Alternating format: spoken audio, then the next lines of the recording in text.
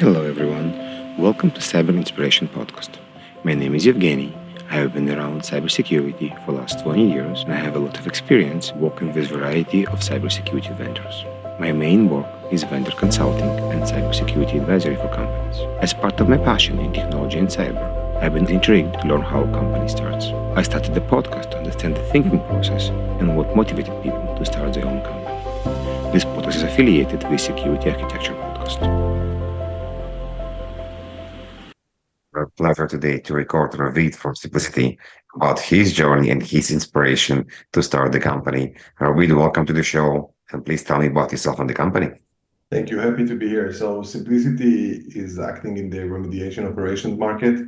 Essentially, we are trying to help security teams to scale up in anything related to running exposure management and reduce the exposure of the organization. And we're essentially doing that by connecting the findings, those vulnerabilities, misconfigurations, application security issues, directly to their fixers by understanding what is a priority, what needs to be addressed, who is the owner of all of this, and just get that at the end of the fixer, not leaving the security team as the bottleneck to any remediation process in the organization. Our customers enjoying a very great return, like 80% reduction in the noise coming out of those tools, and significantly reduce their time from remediation from many weeks to a few days, and getting the organizations more secure. Definitely. I think the issue is how many skilled people we have in the world right now that can do the job, and finding this talent is hard. And definitely we have talent and we want the talent to do more interesting work. So tools like you definitely helping to scale, go faster, and also make it much more attractive for people to work there. So you're a CTO in the company, correct? Yes, that is correct. So what happened about 4 years ago that started the journey? Were you playing cards, poker, visiting a customer that got this idea? Actually, it's an interesting story. Before we founded security, I was working as a cloud security architect for a couple of global 2000 companies. And one of those companies was sending me to a subsidiary in LA. It was like 15 hours flight. And I prepared myself. I need to do an audit for their cloud environment. And I prepared myself and I went through all the tools that we had in that organization, reviewed all the findings, prepared my spreadsheet of the most important things that I need to address with them, traveled for 15 hours, sat with the teams, came back with my audits, and was very happy with what we achieved. 2 months later, I was asked to go and do that audit again to see how they progressed throughout that time.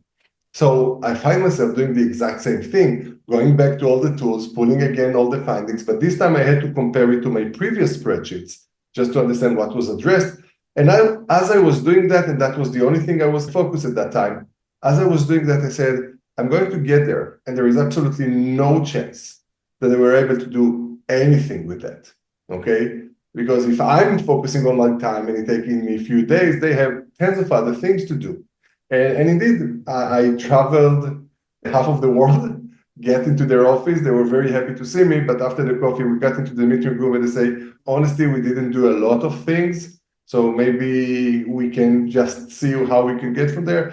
And then I kind of realized that it was like 2019, something like that, 2020. I was kind of amazed that still in 2020, we are working out of spreadsheets, out of manual processes, out of combining data from different tools where all around us, all around the security team, there is the Jira, and there is the ServiceNow, and there is the Salesforce, and there is Power BI and Monday.com, many other platforms that solve those kinds of issues for other domains, but not for the security.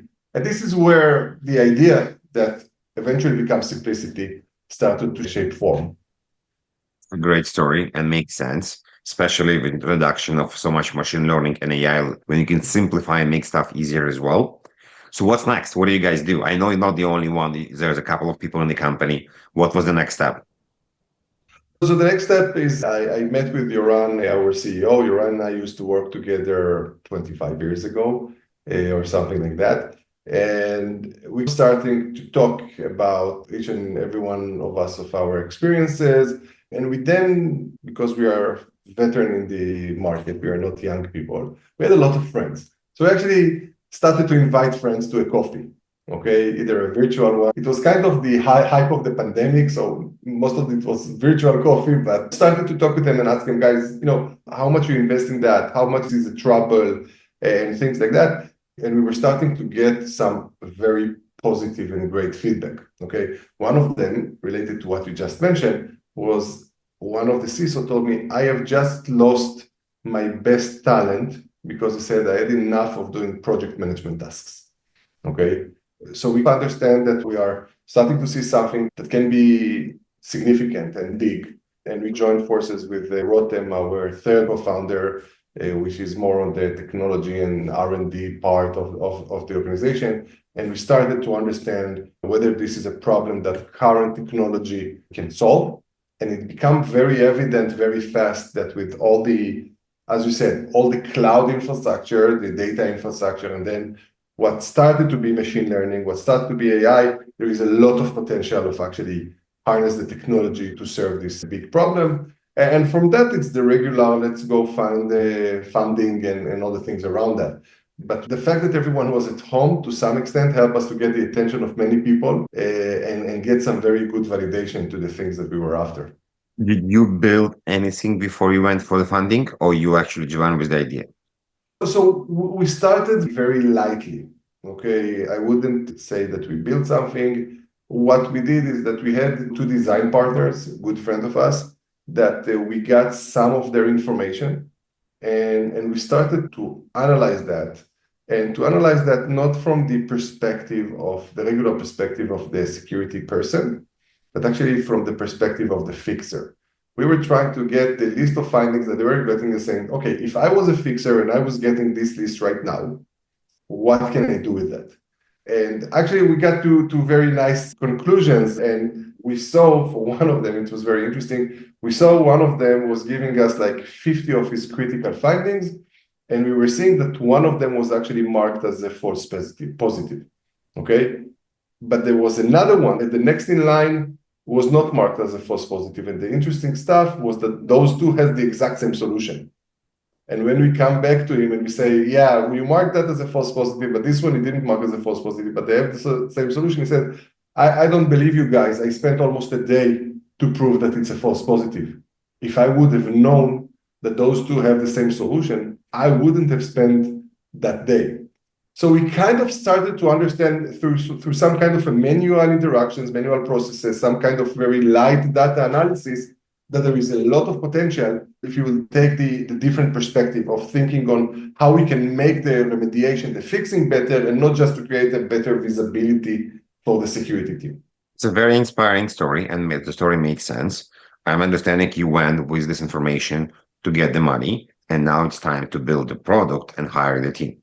Yeah, and that's the interesting stuff, okay? I think one of the things that me as a founder is that many decisions that you make along the way looks like small decisions, but if you run with them for a long time, then those becomes much bigger decisions. So for example, I always say that if you were trying to drive straight and you will just take two points to the right, at the beginning it's nothing, it's 2 points, but if you will continue that direction as you go along, you're actually getting more and more far from the point that you were actually trying to get to. So what we were trying to really do is to do very short cycles to make sure that every decision that we make is correct, and to make sure that we do not getting too much in love with what we do or what we think or what we are, just to make sure that whenever we hit the market, okay, that there is some fit. It actually handles a problem and not just a great idea on a whiteboard.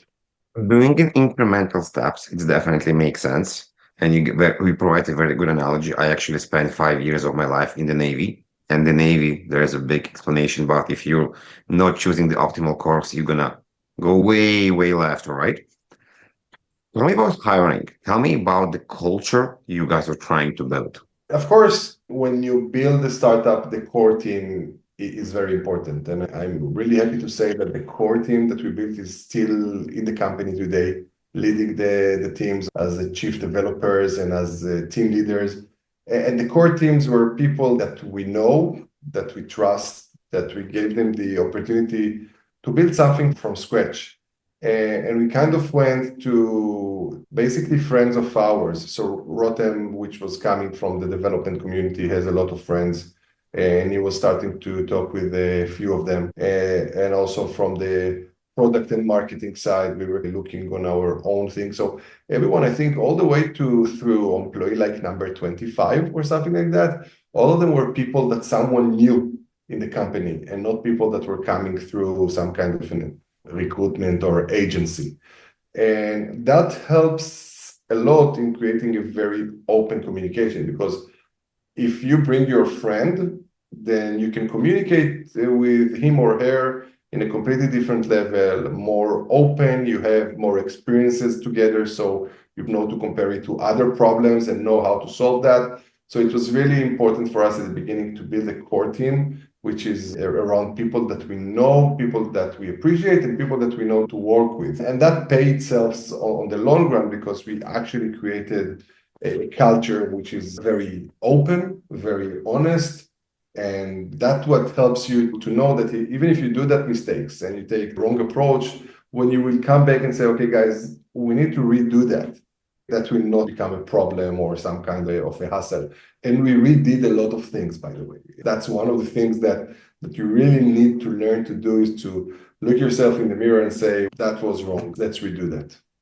Yeah, so this is a good segue. How the idea of the original product deviated with time. Oh my God, that can be a whole different story. I always have my story when we were sitting in our lawyer's office at the day that we signed the funding. Okay, after we signed that, we had our first founders meeting. It was only the three of us, and they said, "Okay, now we have money. We will soon have developers. What is the roadmap? What it is that we need to develop?" And I was coming to the board. I had a presentation with two different directions and two different approaches to choose. And I remember that one of them was asking me, okay, but you didn't talk here about when we are going to do Jira integration. And I was saying, well, leave Jira integration. We don't need it at the beginning. We probably need it a year out. 6 weeks later, we found ourselves with Jira integration because we were going to one of our design partners. And he said, if you're putting anything more on my table, I don't want it. But if you will take something off my table, that's what I'm looking for. And therefore, we created the Jira integration to make sure that we're actually streaming things all the way to the fixer and not just leaving that on the security team. So I'm telling that story because it's the first meeting of the company, and I'm, with all my experiences with the funding, very bullish about myself. Come and say, yeah, leave it. We don't need Jira for the next year. But then you find out and you listen, and you need to listen a lot, okay, in order to understand what it is that you need to do, and just go with those things that the customer is telling you. Was there a moment, or maybe several moments, when you won a deal and it was like, okay, this is important. This is validating our vision. This is validating where we're going? There was a moment, so we won a very significant deal in the first half of 2023, okay?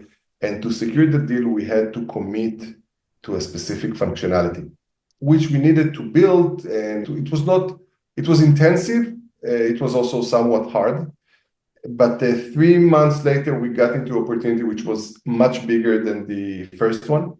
And they asked for the exact same thing. And when we have showed that to them in the demo, they told us, guys, if this is going to work, like you showed us right now, we are going to pay you, we are going to buy it.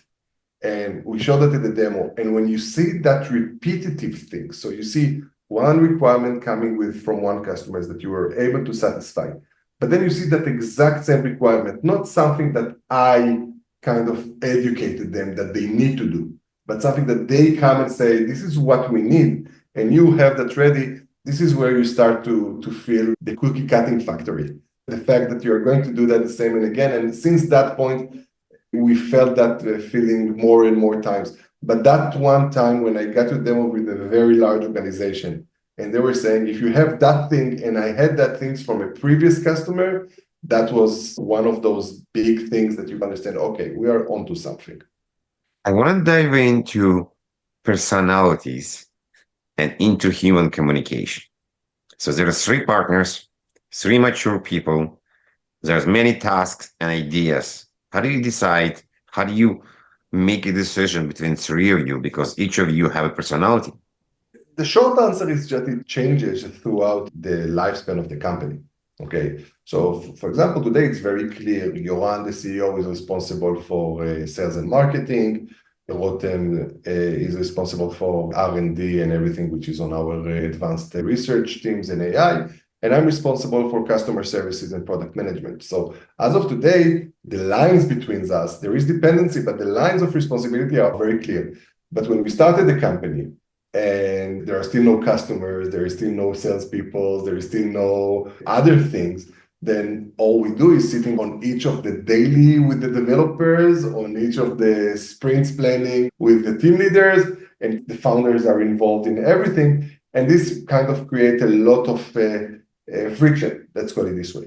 So the idea was to try and understand, to say, okay, guys, there is a friction. Everyone has the right to say what he thinks, but in this domain, this is the person that makes the decision. In that domain, that's the person that makes the decision. And as the company grows up, it becomes much more natural because you cannot be all over the place. But I think most of the problems are in the early beginning where there is just a lot of friction because everyone is focusing on the exact same thing. A customer asking you if you have a feature, and you mentioned some examples. It's like a chicken and egg. You want to win the customer, so you say, yes, we have the feature, and you quickly going to develop.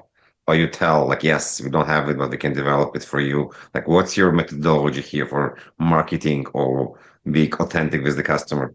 There is a couple of things here. I think there are two main guidelines. I think one for me, I would want that, let's say, 70-80% of the customer value is something that I already have. Okay, because if I will go to a project when only 20% of the customer value is what I already have, I'm probably going to work very hard. The customer will be waiting for his value much longer time. And the potential for that to be successful is not great. So actually, I would prefer to go and commit to do development and things like that if there is enough baseline value which can be extracted, and what we are doing is just to build on top of that. Okay. Then the second thing is whether that thing that the customer asking me is whether I can find a way to build it in a way that can be used by other customers. And I think that this is the most important part. If there is a requirement that I am able to generalize it and implement it in a way that another customer can build that, that's the best way to get a product market fit. But if I'm ending up with having in the code, if customer name equal whatever the customer name, then I probably did something wrong. So one is to make sure that there's enough value without that functionality, and the other one is that functionality can be generalized and be used by other customers. And I think when those two combines, then there is no problem to be aggressive and commit and do whatever hard work to make the customer fully satisfied. You mentioned that you're responsible on interaction with the customer to make sure they're happy and also on the project management. How did the skills change? How did the soft skills of communication with customers change for the last few years with COVID? And what's in your mind more important right now when we lost this physical connection? So it's very interesting because when I was earlier in my career, okay, there was two things. First of all, we were traveling for any customer communication. Okay, that was the first thing. And the second thing, because there was no SaaS models in the world, the customer always was seeing a problem before you. He was calling you to tell you something doesn't work. Okay. And I think that one is COVID, but the other one is the progression of technology, actually change things around, change where the vendor that gives the software as a service can actually take responsibility on identifying things before the customer notices that. And just the customer wakes up in the morning, good morning, Mr. Customer, just to let you know, you had that problem, we fixed that for you. Okay. So I think that's one aspect. And the second one is the aspect of post-COVID, having Zooms and all of that. I think that helps a lot in making sure that there is a very good cadence to deployments. In the past, I was coming to on-site for a week. During that week, that person was not doing anything besides working with me. Then I would walk away for 2-3 weeks, he needs to catch up with other things and not progressing with the project. So I come again and we start all over again. The virtual meetings actually create a lot of help to keep the cadence. You can meet very quickly for 30 minutes without too much of logistics. The downside of it is that, like every person, a lot of the things is about trust. Okay.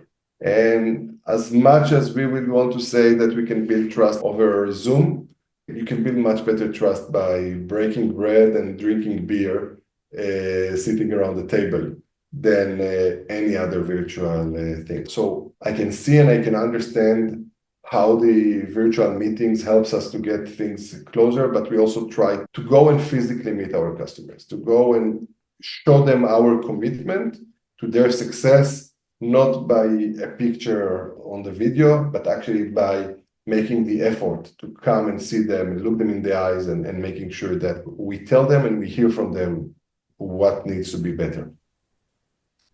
Definitely communication over Zooms is Teams, Google's, it's harder.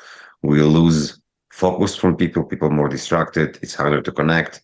We don't always remember the people somehow when we see them face to face, it's different. So definitely important part. If you go back to the beginning, would you do anything differently with the company? It's a hard question. I think there is many things. Okay. I think there are many things. I just don't think there is one thing that if we would have done differently, would have changed the course of the company. Okay. And to some extent, I'm also very happy with where the company is right now. So I'm not trying to look back and say it could have been done, it could have been better. I think that understanding what is your ideal customer profile, okay, and making the process of approaching those customer profiles as sharp as it can be, I think that's something that you can do better all the time, okay? And especially when a company has a very great success at the beginning, okay, you're not focusing on sharpening that. And then you might run into problems later because you're very happy with your success. So you're not trying to understand why I was successful. And you assume you will continue to be successful. And that's not the case all the time. So one of the things that we've improved over time is our ability to learn from success, to learn from failure, but to actually take actionable things and not just sit on that success being very happy with ourselves. We have this idea of work-life balance. What is your take on work-life balance? Wow, that's a big one. And it also changes on the lifetime of the company. As a founder, I have to say the company is part of my life.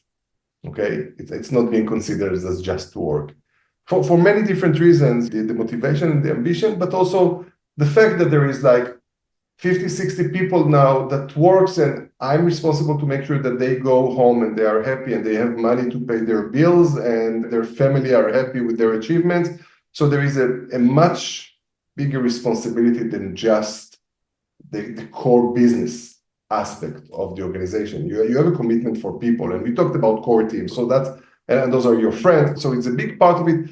So very hard to differentiate between work and life, because right now as a founder, the company is part of my life. It's not just a workplace.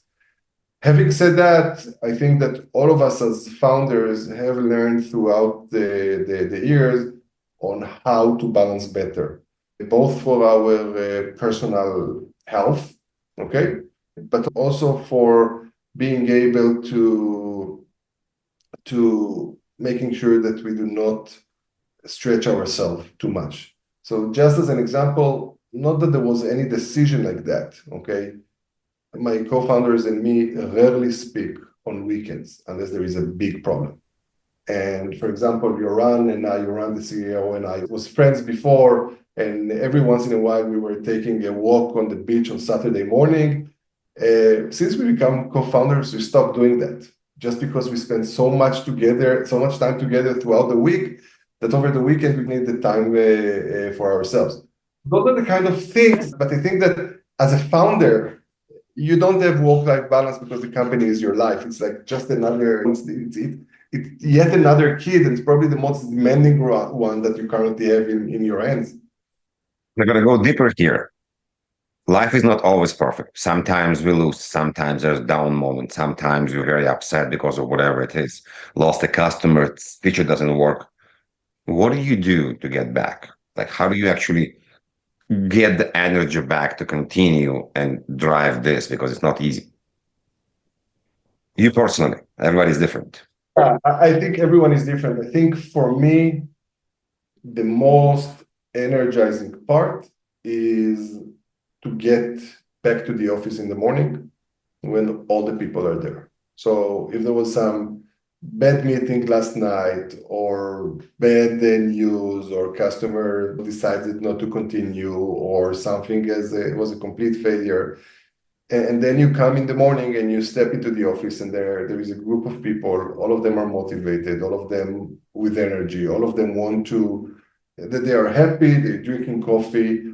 And it's just, you come and say, okay, let's put it in proportion. It's one thing out of many other things. So let's focus on the many other things. So for me, yes, there are days, especially evenings and nights, that when something doesn't go well, you're sitting with yourself and think about it and can dwell into that. But when I come in the morning to the office and I see all the people, putting that in the right proportion and kind of saying, okay, what did I learn from that? What do I tell to those people so we can move from this point on? So for me personally, getting to the office in the morning is the thing that kind of putting things straight after a bad thing. Last questions are going to mess with your mind a bit. I Okay. ask you, what would you recommend yourself 3 years ago if you're going to go back in time? Pretend there's a Ravid that came from 3 years here right now, from the future. What will this Ravid recommend to you right now to do? Wow, it's a tough question. I think that taking care of yourself would be one. And we are trying to do it as founders, we are trying to do it better in the last year, let's say it this way. But 2 years ago or 3 years ago, it was not like that. So take better care of yourself. And so I think that would have been one thing. And the other thing is, I think, which is more on the professional side, is to find the right balance between what is being called today founder mode, when you're very bullish and very arrogant and things like that, to listen to your customers, to your advisors, to your investors, to your employees. I think that balance changes a lot. And if you move from the balance point, you actually get to the wrong place. Either you become too bullish and you think you got it, and then you don't, and it's become very bad.